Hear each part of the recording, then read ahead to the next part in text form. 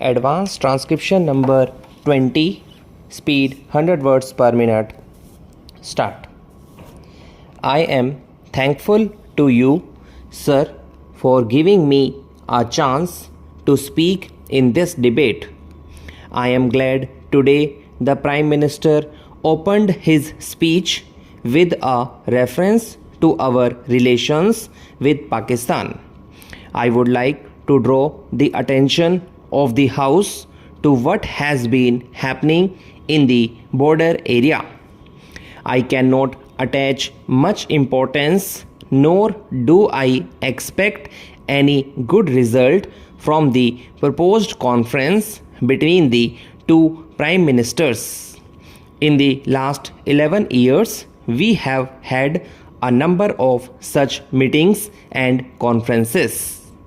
What the Prime Minister has read out today from the letters of the Prime Minister of Pakistan and his subsequent statements will clearly prove that the Pakistan Prime Minister is hardly serious about the meeting and he does not know his own mind.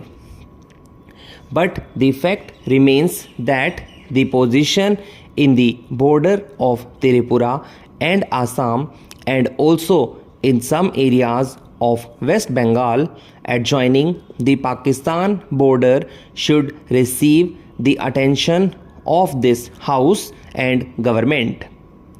Papers this side may not publish all the details, but we in Bengal and in the eastern part of India get more detailed news about what has been happening.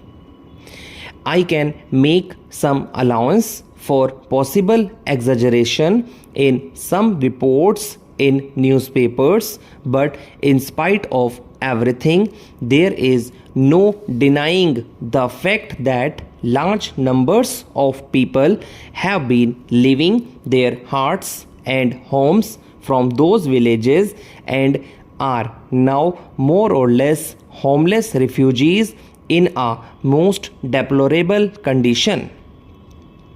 I think it is the duty of this government to see that the border people are given proper protection whatever may happen in the ultimate relations between India and Pakistan.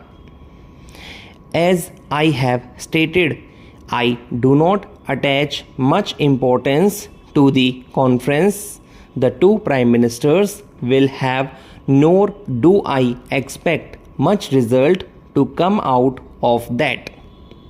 At the same time, it is an obligation of the government to give necessary protection to the people on the borders who have been suffering for the last few months.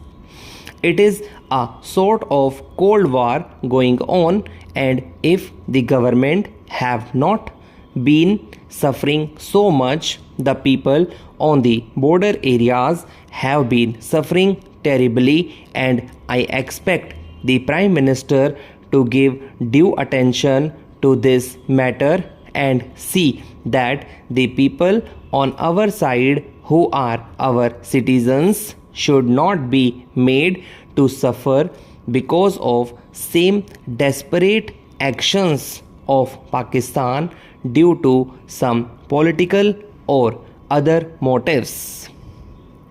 I would like to draw attention of government and the House to another matter.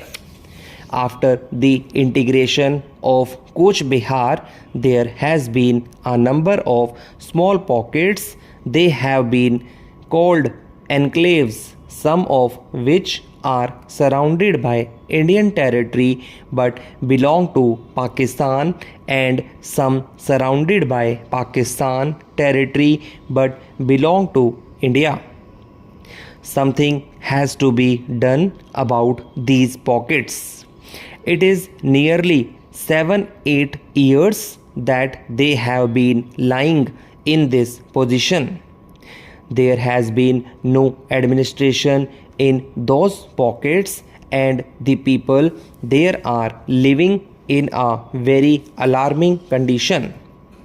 There have been all sorts of crimes, murders, dacoities, etc. No administration is working in those pockets. In our pockets surrounded by Pakistan territory, it is not possible for our government to have any real administration in those areas, nor is it possible for the Pakistan government to provide proper administration in their pockets surrounded by our territory. So, people on both sides have been suffering in these pockets. Then, sir, there was a proposal of the summit conference. I do not know why America was fighting shy about this conference. I think my friend said that if India was to be invited to the summit conference, there was likely to be some complication and trouble that might have come from Pakistan. Pakistan, in fact, protested. Are we to think that the summit conference was abandoned practically to avoid giving any recognition to India as a big power, as a moral force?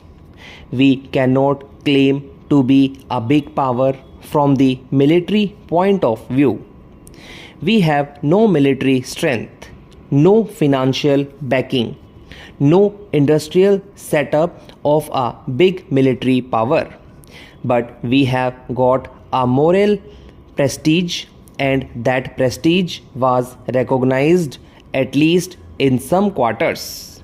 We have been recognized as friends of all the weak nations who have been fighting for independence and liberation, and that is a moral asset.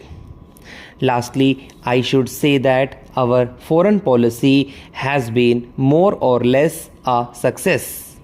There may be difference of opinion in minor details. The foreign policy of India, we can say, is not a party policy, it is the national policy. That is the general attitude of all the democratic countries. Foreign policy is not ideology, but it is formulated on the basis of national interest. Our foreign policy has also been formulated on the national basis, not on the basis of any party ideology. Will the same scheduled caste brethren not insist on their rights to have a separate vote and a separate constituency? What guarantee is there? Why do you introduce this malice into our system? So I would utter a very respectful, mild warning here that what we do today might do a great mischief tomorrow. What matters most of our attitude to the weaker sections of the community. When the house rose last evening, I was in the midst of an argument concerning the propriety of exempting government companies from the provisions of company law. I wish to make it clear that where government owns 100% of the shares in a company, obviously many of the rules applicable to ordinary companies cannot be applied. Indeed, the well-known authority of modern company law summarized the position. Thus, it will be appreciated that the absence of shares and shareholders automatically renders large and important branches of company law totally inapplicable. Rules relating to the raising and maintenance of share capital, the control of directors by members, protection of minority shareholders, company meetings, and the like can have no relevance.